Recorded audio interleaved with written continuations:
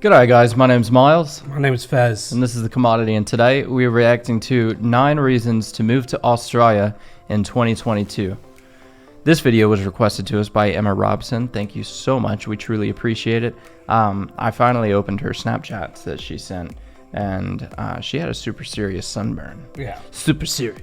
Super cereal. So that's unfortunate. I hope it's getting better.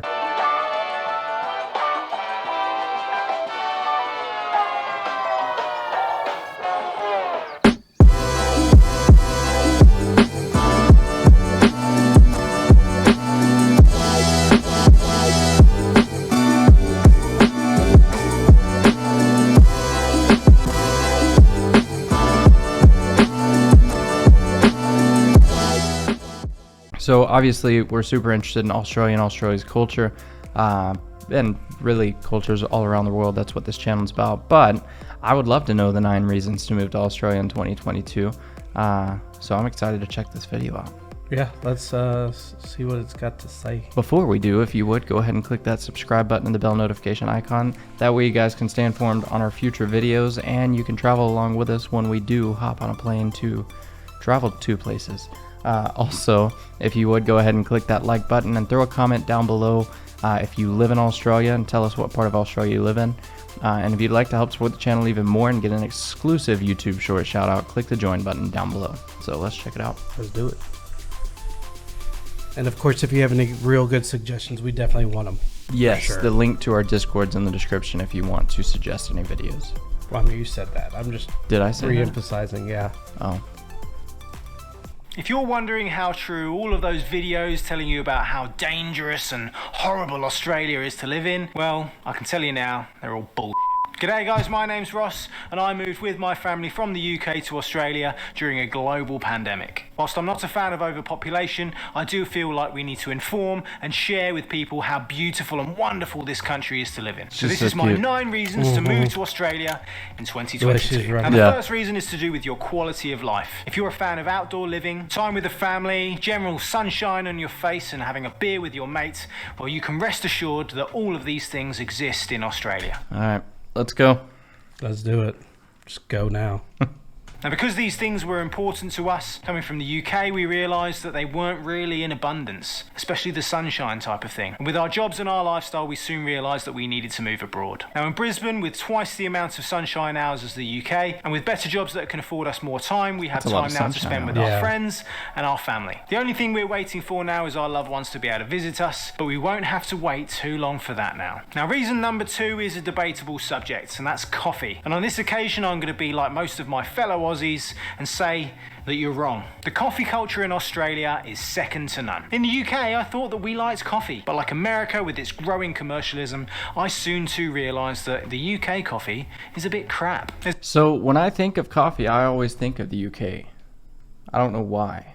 I think at Finland, because I had read a long time ago that they're like the excuse me, sorry, the per capita capital of the world for coffee drinkers. But it's really cool to know that like everybody is saying Australia is the place for coffee. I'm not a coffee drinker, so it really doesn't do much for me. Well, now that I've started drinking it, but you drink straight black. Well, I can only imagine what different coffee would taste like. Wow. There's a reason why in Australia people get up so bloody early. And it's not to go down the beach to get their morning surf or to exercise before it gets too bloody hot. It's so they can pop down to their local coffee shop and get a nice early spot in the queue. I've even upgraded to one of those fancy coffee machines in my home. And it's got nothing to do with me enjoying a better cuppa in the morning, but it's so I can be more pretentious about what tasting notes I can detect and how my coffee beans are ground. I like this guy. Number 3 is for all those money-grubbing mercenaries out there. The average wage in Australia is a little over $90,000 a year, which is nearly twice that of the UK. Now, everyone always counteracts this with, isn't it more expensive to live in Australia? And they're right. It is. But not only do we also have more money here in Australia, I also believe that our purchasing power is also higher. And if you're wondering what purchasing power is, let me explain. Now, if I buy a pint of milk in the UK for 60p and I'm on minimum wage, for an hour's work I can buy nearly 14 pints of milk. In Australia, that same pint of milk is going to cost about $1.15, and if I'm also on minimum wage, I can buy nearly 18 pints of milk for the same time. Now, I know that this isn't going to be the same for everything, and everyone's wage is different depending on their job, job, but after living here and experiencing it for a year, I can say that I actually feel like I have more money in my pocket. And it's Honestly, the cost of living in Australia, obviously it's higher. Right. But their average annual income is higher. Right. Whereas ours is lower and the cost of living is a little lower. Well, it depends on where you live. Right. And I'm sure that's the case here as well. Yeah. But it also depends on where you live. Because if you go live in like the big cities like LA, New York, San Francisco, typically the wages in those areas are higher as well. Right. But there is a huge gap of revenue. Right. So I don't know. I feel like it would all average out. And yeah. It wouldn't be any different, a struggle here versus a struggle there. Right, 100%.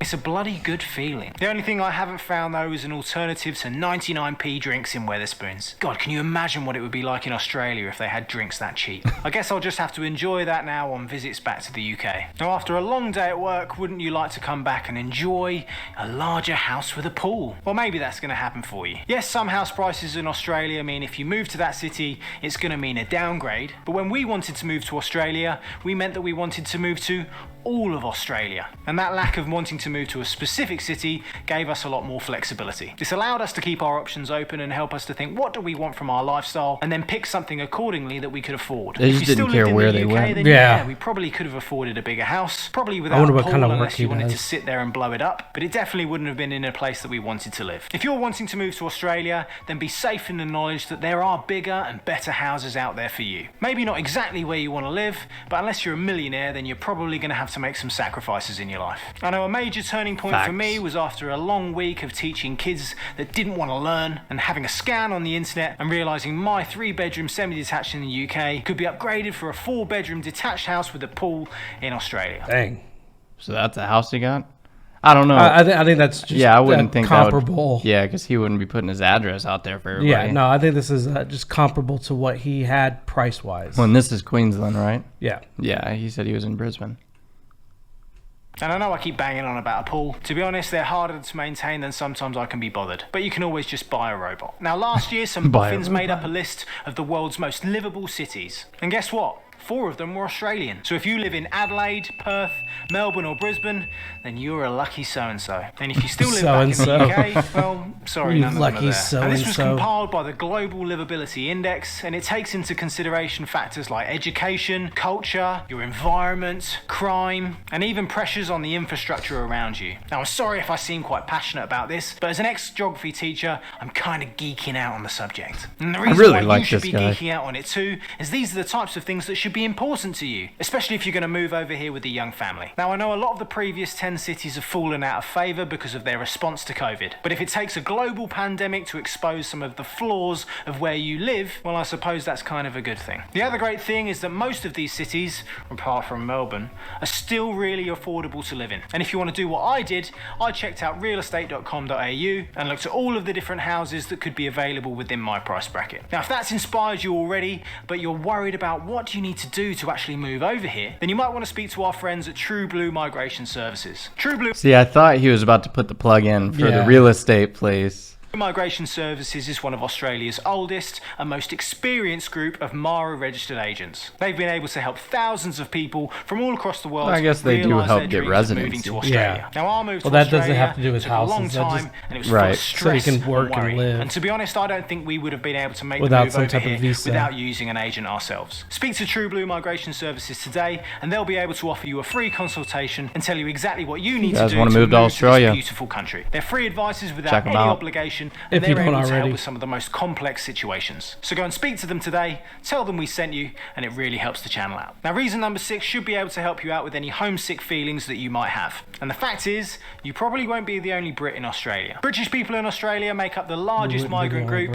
and there's over 1 million of us. So you won't have to go far until you hear a familiar voice. With the mix of online forums, British pubs, British shops, there's plenty of opportunities for you to be able to get your British fix. Now, whilst I'll always recommend for you to get out there and mix with the locals, don't worry, only some of them bite. We're always going to smile when we hear a familiar accent. The guy that painted my banisters, he was from Liverpool. The guy that did my pest inspection, he was from up north. I'm sorry I can't pinpoint exactly where he came from. My ear isn't that good, I didn't ask him. And for me, a southern fairy, I'm sorry, but most northerners sound the same, as I'm sure we do to them. The point is, you don't have to go too far to find a fellow Brit and take them down the pub and have a drink and talk about how shit your lives were back in the UK and why it's so much better over here. And reason number 7 might not make sense to anyone not coming from the UK, but in Australia they also drive on the left, and they also recognise UK driving licences, so you can just get them changed over. You still have to pay for it, but it's one less thing to worry about, I suppose. Signs are obviously different, but ever so slightly familiar, and driving on slightly wider roads gives you a smiling sense, if not ever so slightly squinting, because the sun's stronger in you. I always end up having to drive with sunglasses now. The only So that's going to be one weird thing when we go to Malaysia is The side of the road. driving on the left side of the road. Yeah. That's going to be really, really weird. Yep. thing I have to contend with now is just Australians that don't know how to drive. And the fact that they don't know how to drive leads me nicely onto reason number 8, and that's the laid-back attitude. Australians are funny, friendly, and ever so informal. If Aussies were any more laid-back, they'd be horizontal. Looking back on our lives in the UK, everything just seemed to feel so much on edge, and it was like you were losing something if things didn't go to plan. Here, the only question you need to ask yourself is, what's the worst that's going to happen? And I guess it's so much easier to have no worries when everyone around you also seems to share the same sentiment in life. I suppose it also helps to have more sunshine on your face to make you feel better about the day. I don't think I could cope with another winter in the UK, and I'm scared that Australia's making me soft. Now, reason number 9 is the reason why you're still listening to me jabber on about why it's great to live in Australia. And that's because all you want is a fresh start. It's what you've wanted. It's the change that you've been looking for. There's nothing worse than living a life just making that me you're wanna not go. happy Right. with. If you're fortunate enough to go out there and grab what you want, then you should have the courage to go out and do it. The last 2 years have shown us all how bad situations Makes me wanna can cry. expose the current flaws in our lives. If that's made you realise that you need something new, then don't be one of these people that looks back on their life and regrets the things that they never did. I can sit here and tell you about how wonderful my life here is in Australia, but only you have the power to change yours. Hopefully 2022 will be a year where everything starts to get back to normal, so why don't you start your new normal in somewhere you've always wanted to be. I hope my passion for this beautiful country has inspired you to also make the move to Australia. If you're not sure what you need to do next, make sure you speak to our friends at True Blue Migration Services. If you've enjoyed the video, make sure to give it I wonder if this whole video is a plug for. I don't know. All I know is this guy was awesome. Yeah. The Johnson Life. They've only got 3.61 thousand subscribers. Go check him out. Go click that subscribe button. He was awesome. I really like. It was mainly just him talking. Yeah. And I enjoyed his talking. Like he had a sense of humor about things and kept a straight face, and he made it funny. So that was really good. I truly enjoyed that. I'm gonna go ahead and give that video a like. And if you're a Brit that lives in Australia, let us know. I'm kind of curious about how many people might be British. We just said it over 1 million. No, I'm talking about that's watching us. Oh. If anybody. See. No. Yeah, no, but this was a good video. I truly enjoyed it, and it made me feel like I'm a failure at the end. So, Why? because he's like, just do it. Just do Don't it. think about it. Just say yes. You'll look back on your life and wish Make you would regrets. have. And now I'm thinking in my head, like, what are the things that I want to do that are scared to do? You can't just up and leave. Oh, I know. Well, I'm not going to go to Australia right now anyway. Well, I'm talking about just up and leave and move. You know what I'm saying? Yeah. I mean, I could. We can get probably in some trouble for that one. Depending on what country I go to. Yeah. But no, this was really good, really entertaining. That was a joke for anybody that personally knows my situation. Yeah. I love how it was geared directly towards Brits. I didn't realize it was going to be, but I mean, he said it all works out either way. Yeah. No, I mean, it was a great video. Yeah. So, guys, if you have any other videos like this, and with people like him that make it fun to and enjoyable to watch, again, the link to our Discord is in the description. Click on that link. It'll take you to said Discord, and then you can throw the link to the videos that you want us to check out in there. And we'll put the link to his channel down in the description below. Yes.